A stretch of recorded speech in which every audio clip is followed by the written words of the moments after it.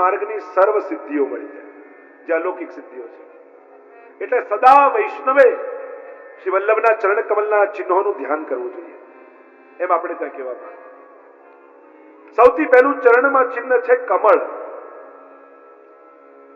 જેમ કમલ શીતલ હોય એમ કેવલ શ્રી વલ્લભના ચરણ કમલમાં રહેલા કમલના ચિહ્નનું ધ્યાન કરો એટલે ભક્તોના ત્રિવિધ પ્રકારના તાપોને દૂર કરી દે છે.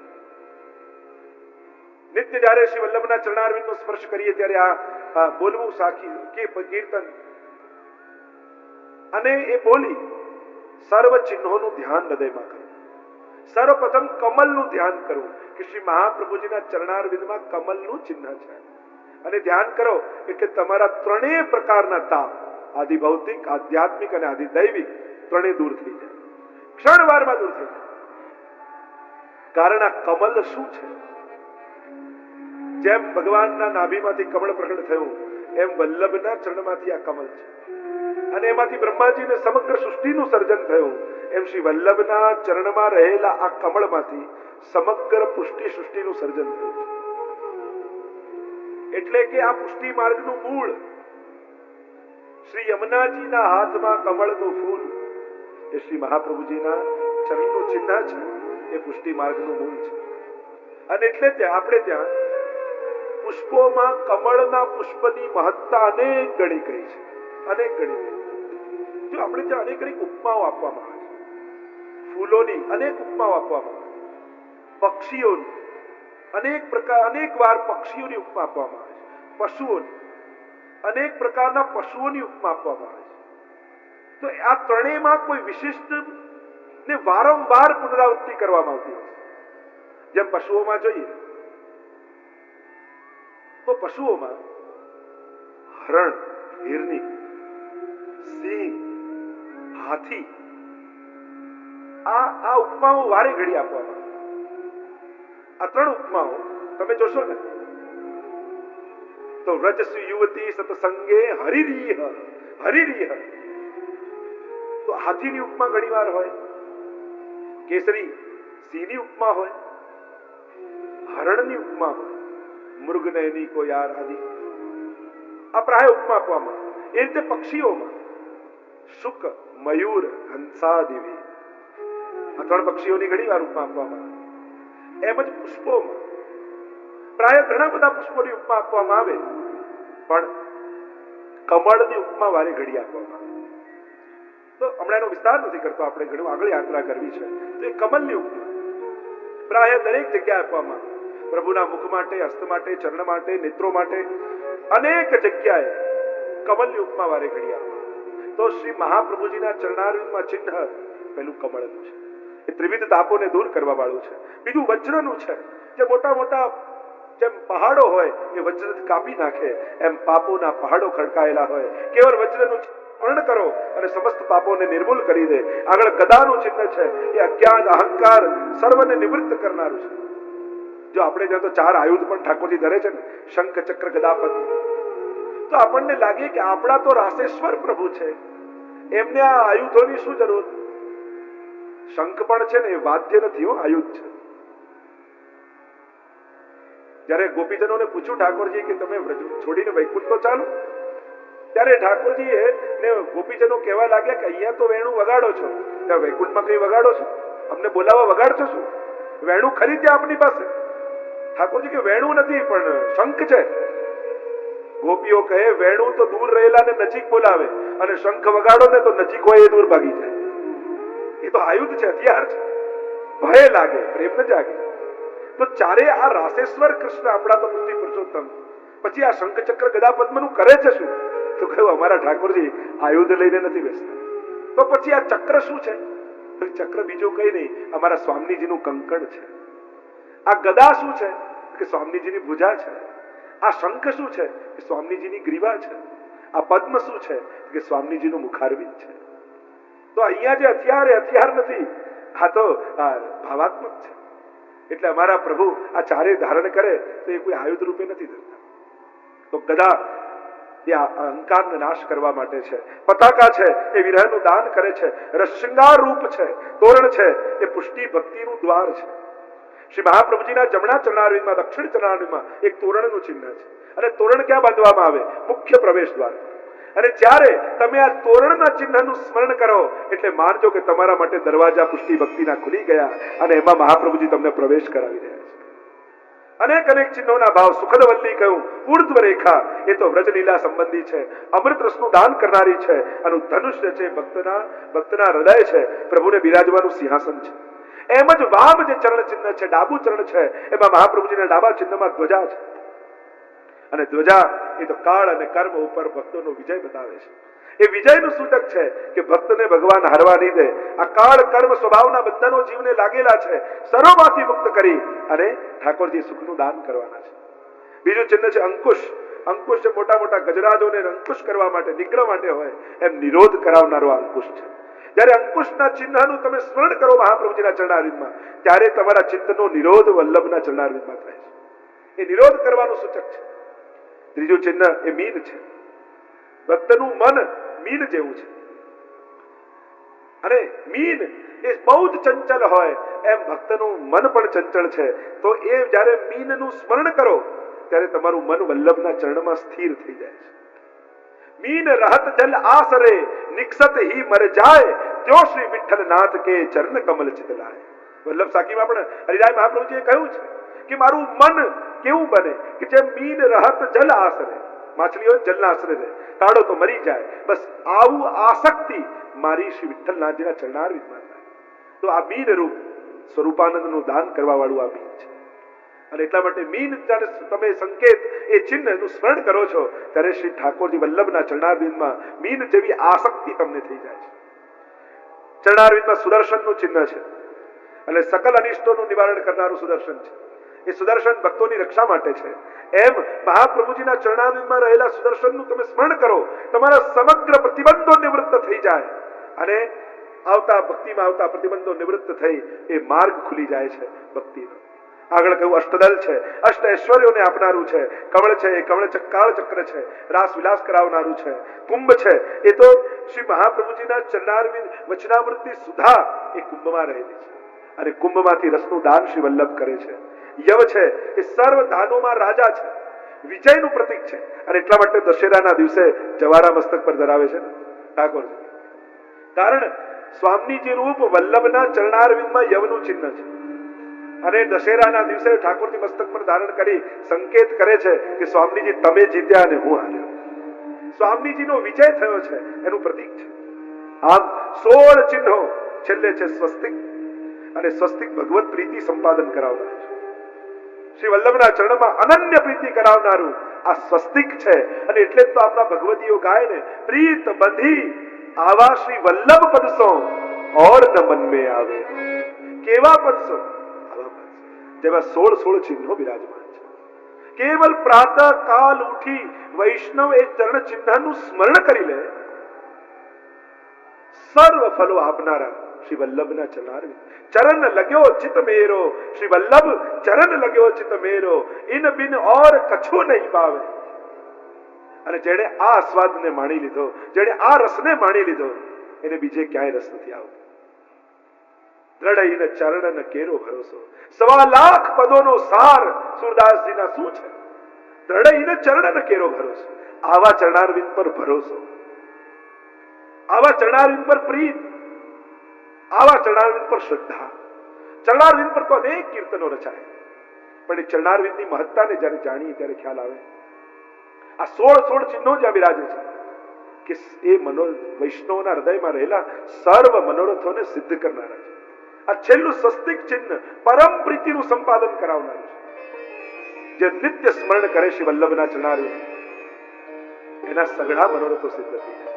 કલ્પવૃક્ષ સમાન શ્રી વલ્લભના ચરણારવિંદ છે. શ્રી વલ્લભ કલ્પદ્રુમ ફલ્યો, ફલ લાગ્યો વિઠ્ઠલેશ. ગોપાલદાસજી પણ વારે ઘડીએ તીર્થ સકલ સનાથ કીધા ચરણ રેણુ સમાજ. ભૂમિ ભાગ્યમ ગુસાઈજીએ કહ્યું, એ ભૂમિ પણ પોતાના ભાગ્યની સરાહના કરે છે કે આ ચરણારવિંદનો મને સ્પર્શ મળી રહ્યો છે. કોમલ પદ જ્યાં કમલ વિલસે ધન્ય કહું તે દેશ.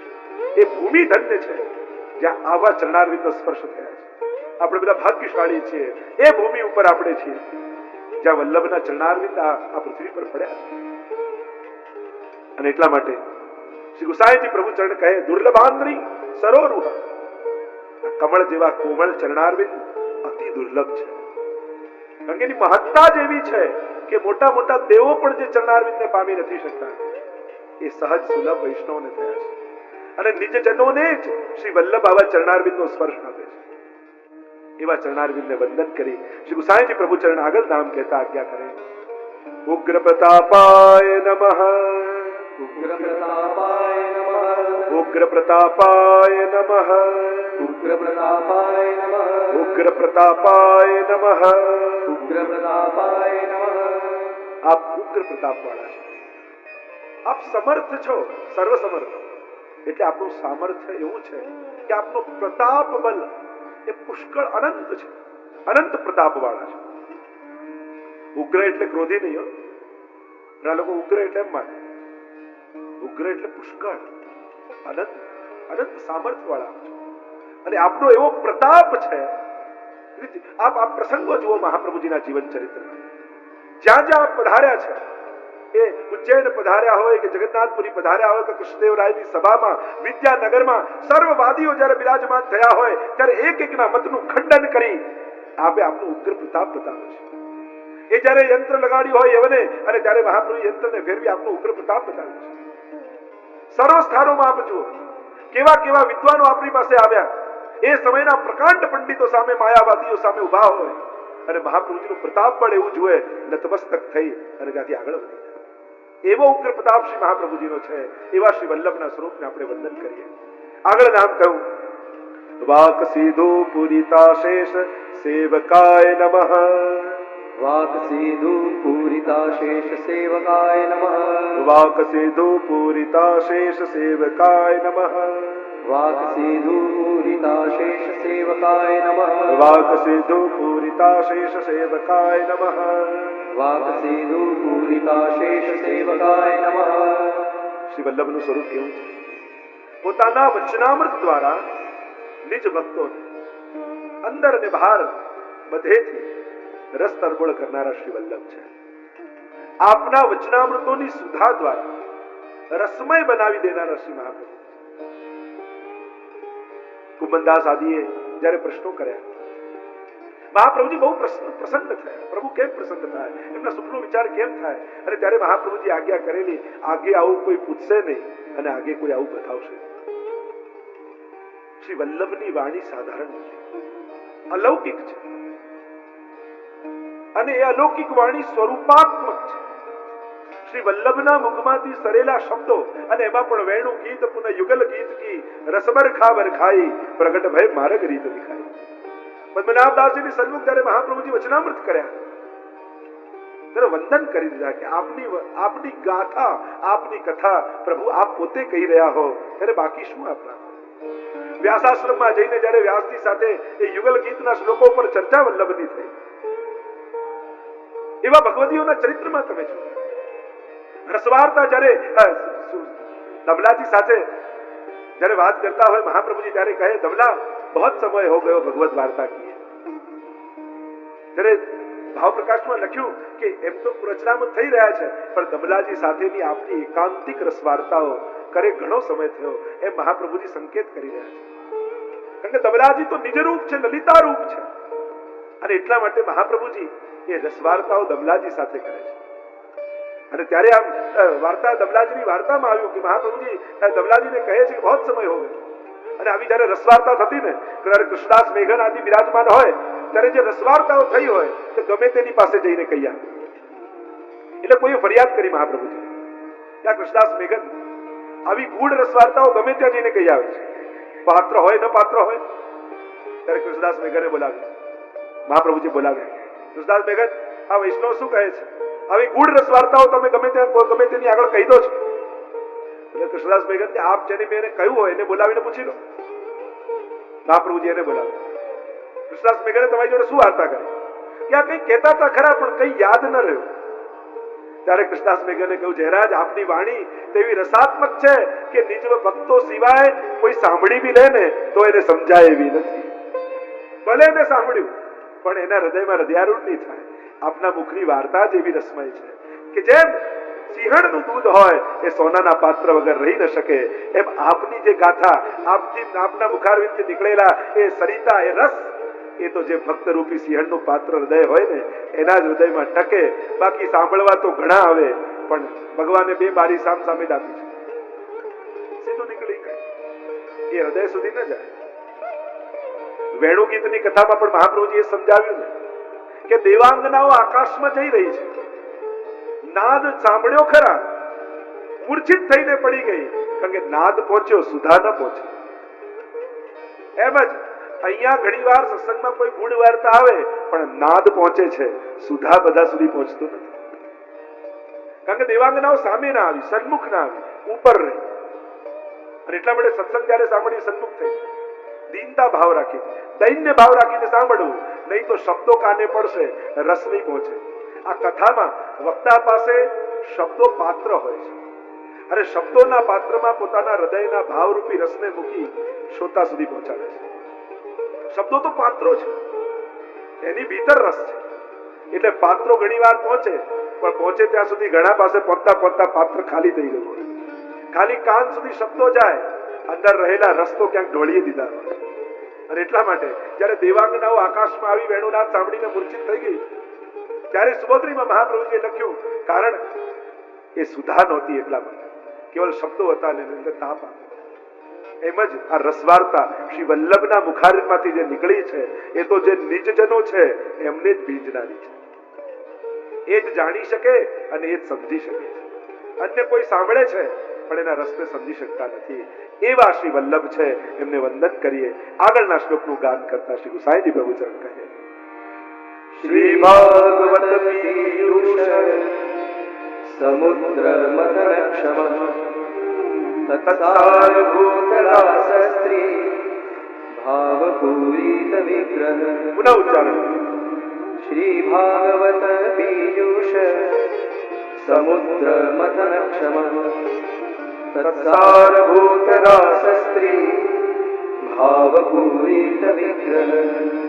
यह श्लोक में गोसाई जी प्रभु चरण श्री वल्लभ के स्वरूप को नाम देते हुए बोले, श्री भागवत पीयूष समुद्र मथन क्षमाय नमः.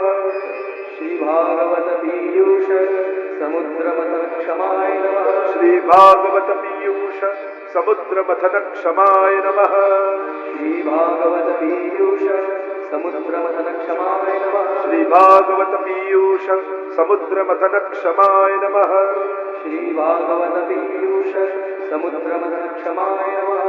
श्री भागवत रूप पीयूष अमृत એ આ ભાગવત રૂપી સમુદ્ર કેવું છે? અમૃત રૂપ છે.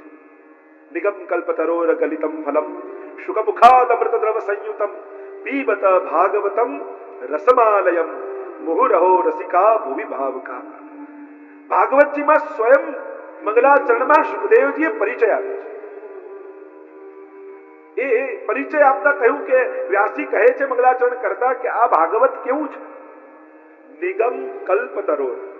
અને મહાપ્રભુજી સુબોધીમાં આજ્ઞા કરે છે, આ રૂપક નથી, કારણ કે ભાગવતજી એ સમાધિ ભાષા છે અને એમાં રૂપક નથી. આવું વૃક્ષ લીલામાં બિરાજે છે એમ મહાપ્રભુજી આજ્ઞા કરે છે. કેવું? નિગમ કલ્પતરોર, વેદ રૂપી કલ્પ વૃક્ષ. કલ્પતરોર ગલિતમ ફલમ, અને એની ઉપર લાગેલું ગલિત ફલ, રસમય ફલ. ગાયત્રી જેનું બીજ છે, વેદ રૂપી વૃક્ષ છે, ઉપનિષદો જેની શાખા પ્રશાખા છે, એની ઉપર લાગેલું આ ગલિત ફલે ભાગવતજી છે. કેવું છે? રસમાલયમ, રસનો આલય છે.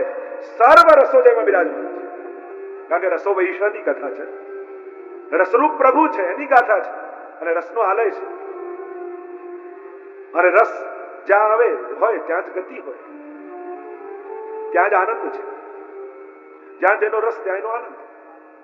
રસમાલય, ગલિત ફળ, તોડેલું, પડેલું, પાકેલું, આ તો ગલિત છે.